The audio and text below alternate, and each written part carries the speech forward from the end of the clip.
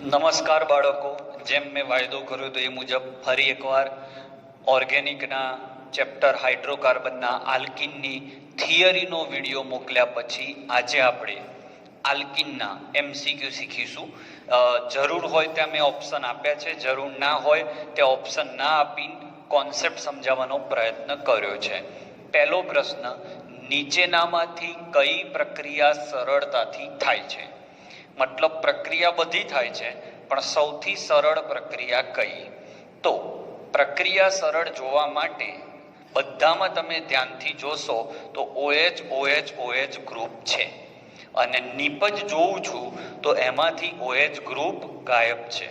તો OH group હતો ને OH ગ્રુપ ગાયબ થઈ ગયો, એટલે આ પ્રક્રિયા એટલી તો મને ખબર પડે કે આ પ્રક્રિયા નિર્જળીકરણ છે.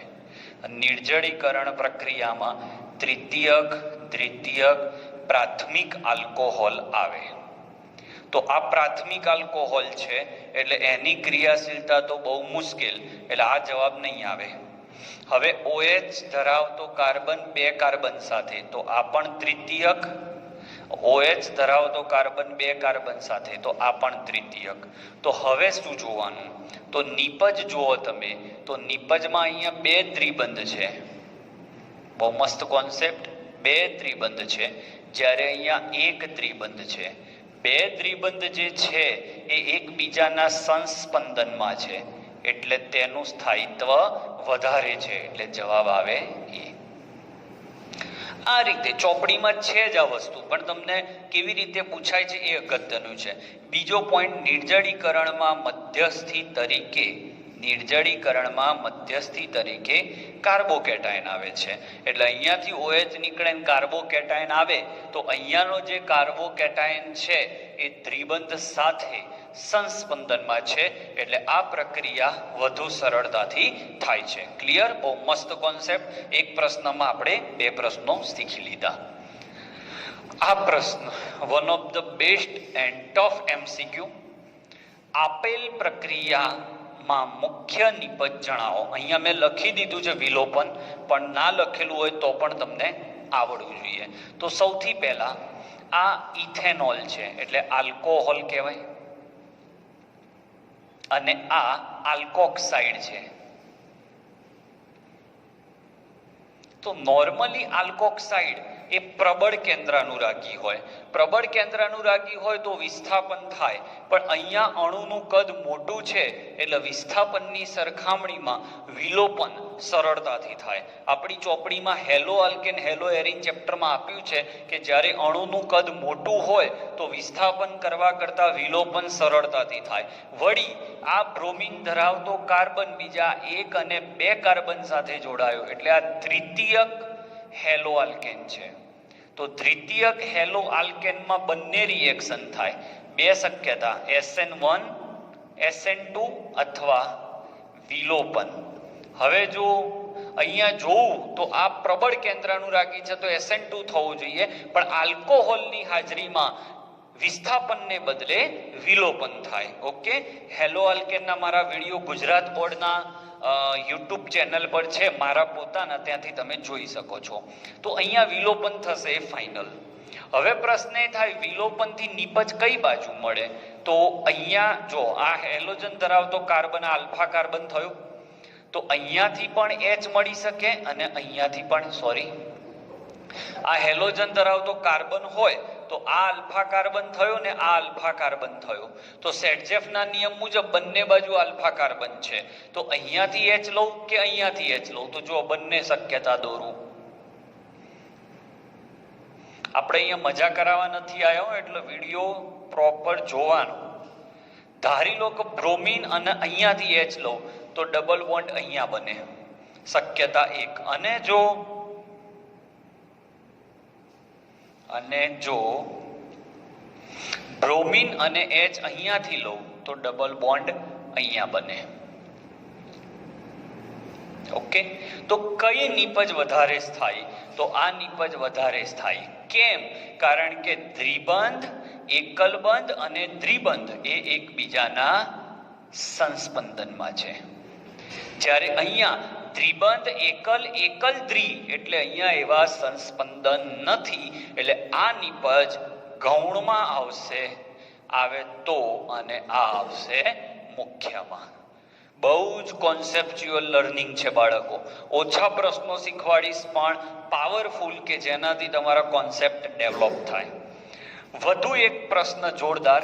આ ઋણાયન છે એટલે આ ન્યુક્લિયોફાઇલ કહેવાય, કેન્દ્રાનુરાગી. પણ તમે કેન્દ્રાનુરાગીનું કદ જુઓ, CH3CH3CH3O-. અણુનું કદ બહુ મોટું છે.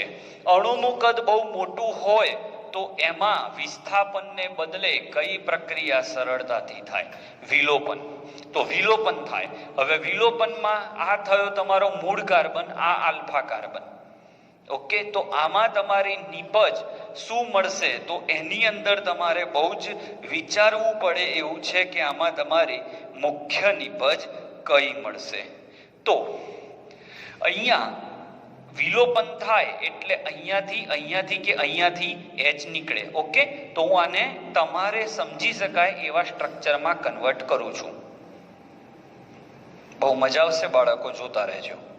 હવે વિલોપન કરવું છે તો વિલોપનમાં Br અહીંયાથી ને H અહીંયાથી જાય, કા અહીંયાથી જાય, કા અહીંયાથી જાય. ક્યાંથી જાય? તો અણુનું કદ મોટું હોવાથી અંદરથી H નહીં જાય, બહારથી H ખેંચી લેશે. અને આ અણુનું કદ નાનું હોત તો H અંદરથી જાત. કેમ? આને નિપજની બે શક્યતા આવે. આનો સ્ક્રીનશોટ લઈ લો તો આટલાનો, કારણ કે આ MCQ મારે અહીંયા સોલ્વ કરવો પડશે. લેવાઈ ગયો? ઓકે, આ પ્રશ્ન હવે અહીંયા સોલ્વ કરું છું, સ્ક્રીનશોટ લઈ લીધો હોય તો સમજો ફરીથી. આ તમારો મોટો અણુ છે, એ આના પર આક્રમણ કરે તો બે શક્યતા, કે આ વિસ્થાપન કરે કે આ વિલોપન કરે. પણ અણુનું કદ મોટું છે, આવનાર આયનનું કદ મોટું છે, તો એ અહીંયા વિલોપન કરશે. વિલોપનમાં અહીંયા બે નિપજ મળે, અહીંયાથી હેલોજન જાય, અહીંયાથી હાઇડ્રોજન જાય. તો અહીંયા આ એક શક્યતા, અથવા અહીંયાથી હેલોજન જાય અને અહીંયાથી હાઇડ્રોજન જાય. તો આ બીજી શક્યતા. જોવામાં તો એવું લાગે છે કે આ અણુ વધારે સ્થાયી છે, કારણ કે હાઇપર કોન્જ્યુગેશન થિયરી હમણાં જ ચલાવી હતી. આ આલ્કિન વધારે સ્થાયી છે, તો આ નિપજ આવવી જોઈએ. પણ તમને જાણી નવાઈ લાગશે કે જવાબ આવશે. કેમ આવું? કારણ કે અણુનું કદ મોટું હોય ત્યારે નજીક, આમાં કેવું હોય, અણુનું કદ મોટું હોય તો પહેલા કાર્બન પર આલ્કિન બનાવે, અને આવનાર અણુનું કદ નાનું હોય તો પછીના કાર્બન પર. આ જે હું કોન્સેપ્ટ બોલ્યો એને હોફમેન વિલોપન કહેવાય છે. કયું વિલોપન? હોફમેન. આ જ વસ્તુ અહીંયા જો ઇથોક્સાઇડ હોય તો આ નિપજ સાચી પડે, અને અણુનું કદ મોટું છે, તૃતીયક બ્યુટોક્સાઇડ હોવાથી અણુનું કદ મોટું છે, એટલે હોફમેન વિલોપન મળે. હોફમેન વિલોપન પહેલા કાર્બન પર વિલોપન દર્શાવે, અને સેડજેફ વિલોપન બીજા કાર્બન પર દર્શાવે. આટલો સ્ક્રીનશોટ લઈ લો, પછી એક બીજો સરસ MCQ શીખીએ આપણે. ચલો બાળકો, ફરીવાર વિલોપનનો ક્રમ આમાંથી જણાવો. પ્રશ્ન એક છે પણ 5 પ્રશ્નો છે એવું સમજવાનું. તમે વિલોપન કરો એટલે વચ્ચે કાર્બોકેટાઇન બને, તો આનો કાર્બોકેટાઇન બનાવો તો CH3CH2CH2CH2+. આનો કાર્બોકેટાઇન બનાવો તો CH3CH3H CH2+. આનો કાર્બોકેટાઇન CH3CH3H અહીંયા CH3CH+, જ્યાંથી બ્રોમિન નીકળે ત્યાં પ્લસ કરવાનું, CH2CH3. છેલ્લામાં CH3-C, નીચે CH3, બાજુમાં CH3 અને પ્લસ. હવે જે કાર્બોકેટાઇન વધારે સ્થાયી હોય એ આપણી નિપજ કહેવાશે. જે કાર્બોકેટાયન વધારે સ્થાયી હોય એ આપણી મુખ્ય નિપજ કહેવાશે. તો સૌથી સરળતાથી આ તૃતીય કાર્બોકેટાયન છે, એટલે સૌથી સરળતાથી પ્રક્રિયા કરશે 5 નંબર. હવે દ્વિતીયક વાળા શોધો, તો આ પ્રાથમિક ધ્યાનથી જોજો, પ્રાથમિક, કારણ કે કાર્બોકેટાઇન એક કાર્બન સાથે જોડાયું, આ કાર્બોકેટાઇન પણ એક જ કાર્બન સાથે જોડાયું, પ્રાથમિક. ઓકે, અહીંયા પણ પ્રાથમિક અને આ દ્વિતીયક. પણ અહીંયા મેં અગાઉ એક કોન્સેપ્ટ શીખવાડ્યો હતો હાઇડ્રાઇડ શિફ્ટનો, કે અહીંયા જો પ્રાથમિક એની બાજુના કાર્બન પર જઈ વધારે સ્થાયી થતો હોય તો એ કાર્બોકેટાઇન અહીંયાથી અહીંયા ટ્રાન્સફર કરે, તો સીધો આ બની જાય CH3C CH3CH3+, તો સીધો તૃતીયક, તો આ પણ તૃતીયક. હવે આ પણ તૃતીયક અને આ પણ તૃતીયક, તો શું કરવાનું? પાછો સેમ આના જેવો જ છે. તો શું જોવાનું? તો અહીંયાથી બ્રોમિનને દૂર કરવો સહેલો Cl ની સરખામણીમાં, કારણ કે દૂર થવાનો ક્રમ આવો છે, IBr ClF.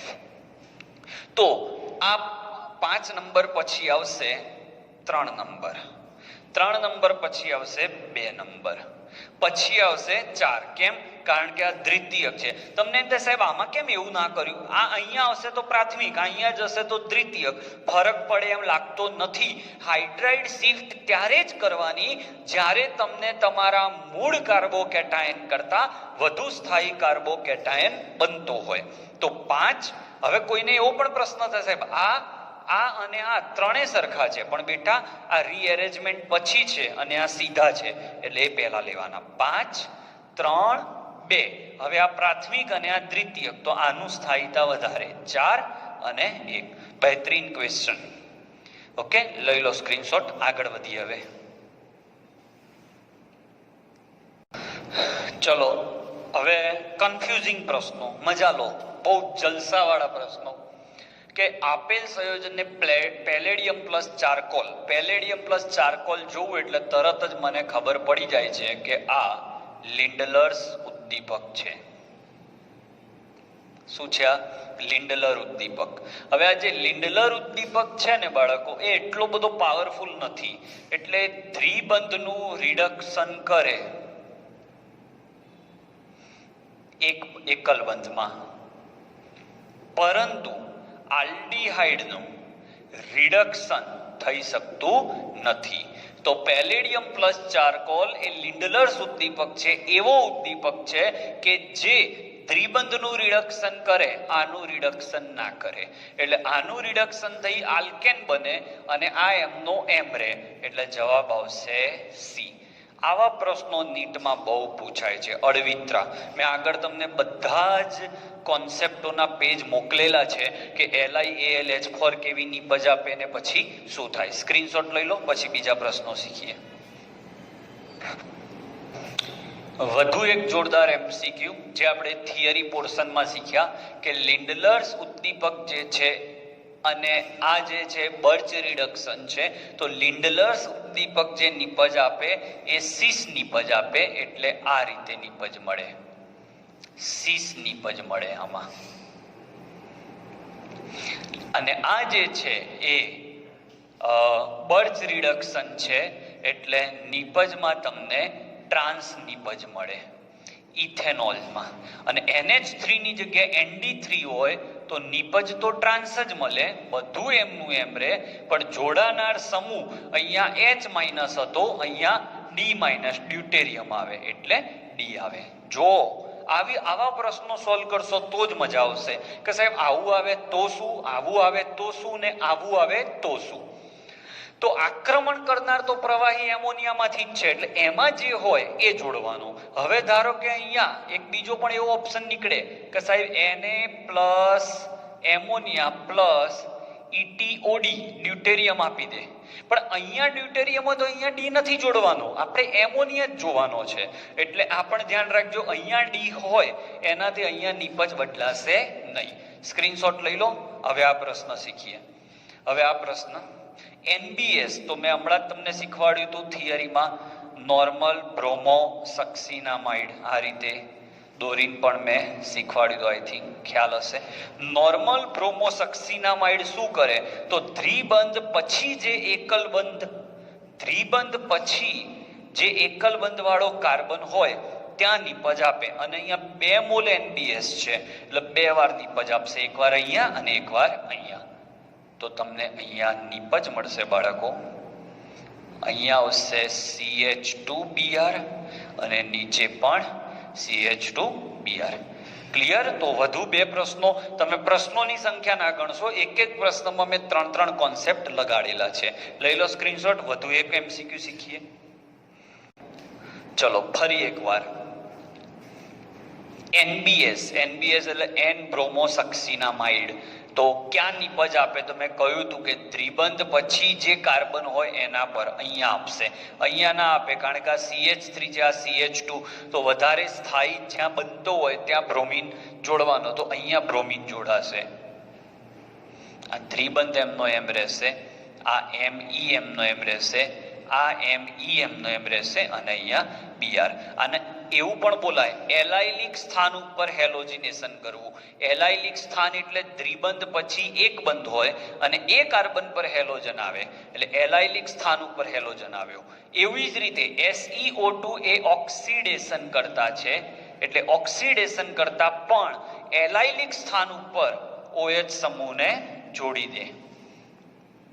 અહીંયા એમનું એમ અને અહીંયા જોડી જાય OH સમૂહ. સ્ક્રીનશોટ લઈ લો. વધુ 1-2 સરસ MCQ શીખવાડી દો. ચલો ફરી એકવાર કન્ફ્યુઝન ઊભું કરીએ અને જવાબ લાવીએ. આલ્કિનની પ્રક્રિયા HCl સાથે H+ ની હાજરી. બાળકો H+ ની હાજરી હોય એટલે કયો નિયમ લાગે બોલો? માર્કોવ-નિકો.